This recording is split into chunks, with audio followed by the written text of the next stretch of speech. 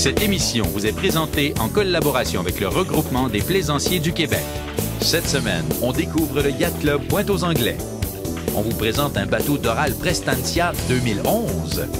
Et on fait une belle balade sur le lac des Deux-Montagnes.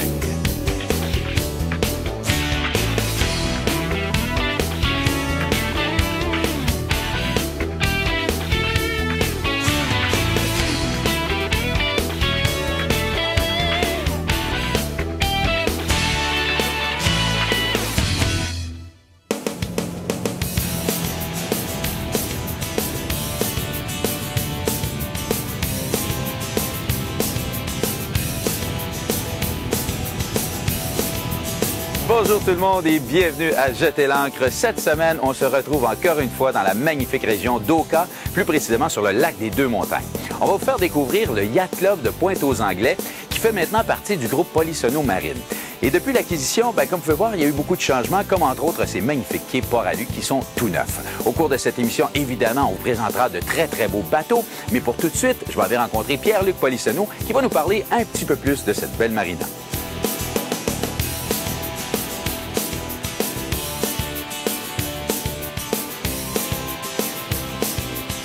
Salut!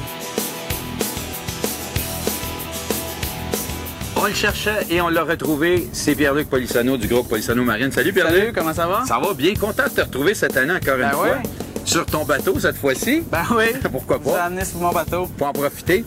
Parle-moi un peu de ce qui se passe de nouveau ici au Yacht Club de la Pointe-aux-Anglais. Des nouveaux quais en tout cas. Oui, en fait c'est nouveau de l'année passée. On les avait déjà installés.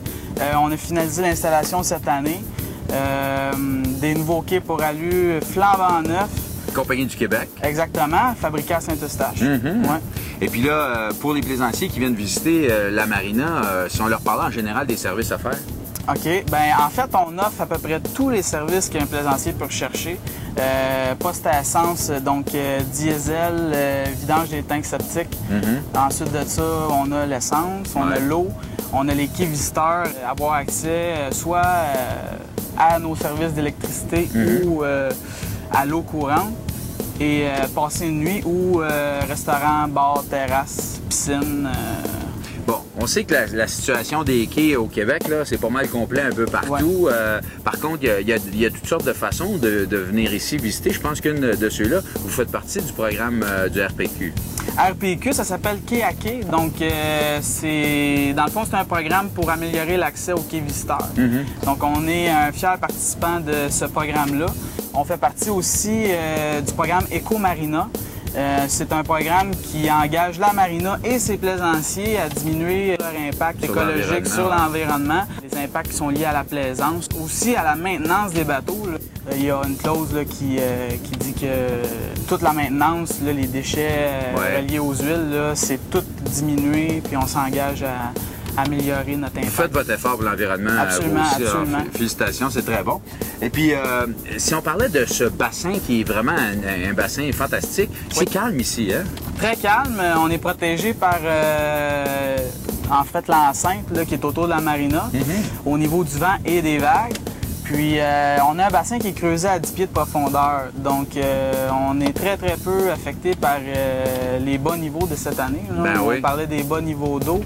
Je parlais à des plaisanciers, ils me disaient que c'était très calme ici le soir pour dormir aussi. Oui, c'est très calme. Les quais de Port-à-Lu sont montés sur des rubbers, ce qui fait que tous les mouvements là, sont silencieux dans la structure du quai. Pour les gens, les plaisanciers qui viennent faire un petit tour ici, s'ils ont besoin d'accessoires ou de réparations, c'est possible de le faire directement sur place ici au Yacht Club? Oui, absolument. On a une boutique qui offre tous les accessoires, pièces, et puis on offre les services mécaniques, esthétiques, réparation de toiles et l'entretien pour ce qui est de l'hivernisation et de la préparation printanière des bateaux. Donc, finalement, le Yacht Club de la Pointe-aux-Anglais, mesdames et messieurs, c'est un peu comme le Tide, meilleur et amélioré. C'est un clé en main. Merci beaucoup, Pierre-Luc. Merci, bonne journée. Cette chronique, une présentation du regroupement des plaisanciers du Québec. C'est avec plaisir qu'on retrouve Marc Turber du regroupement des plaisanciers du Québec pour nous parler cette semaine de quelque chose qui n'est pas très heureux, le manque d'eau au Québec. On aurait pu faire cette entrevue-là presque les deux pieds à l'eau aux genoux. C'est incroyable, hein? C'est bon. Exactement, Alain, on en parle depuis déjà plusieurs semaines. C'est un phénomène qu'on n'a pas vécu ici au Québec depuis tout près de 25 ans. Alors, tous les plans d'eau, toutes les rivières au Québec, le niveau est très, très bas. Alors, ce que cela implique, il faut redoubler de prudence quand on veut s'aventurer dans n'importe quel plan d'eau. Il faut que nos cartes soient à jour, les cartes papier, les cartes électroniques dans nos appareils, si on a des appareils GPS, profondimètre. Alors, c'est très important parce qu'on ne veut pas non plus endommager la coque de notre bateau, endommager le pied de moteur, être obligé de soumettre une réclamation à notre assureur, avoir des problèmes au niveau de la réparation, tout ça. On ne veut pas passer par là. Alors, il faut redoubler de prudence quand les niveaux sont excessivement bas, comme on voit cette année. Parce que ça doit être un petit peu compliqué aussi. Je ne sais pas trop comment ça fonctionne avec les assurances. Là, faudrait y voir, mais c'est préférable de ne pas se causer de problème. Puis si vous êtes encore aux cartes papier, peut-être les changer pour des nouvelles cartes. Oui, si on a une carte des Pirates des Caraïbes, c'est plus bon. Merci, Marc. Restez là. Jetez l'encre vous revient après la pause.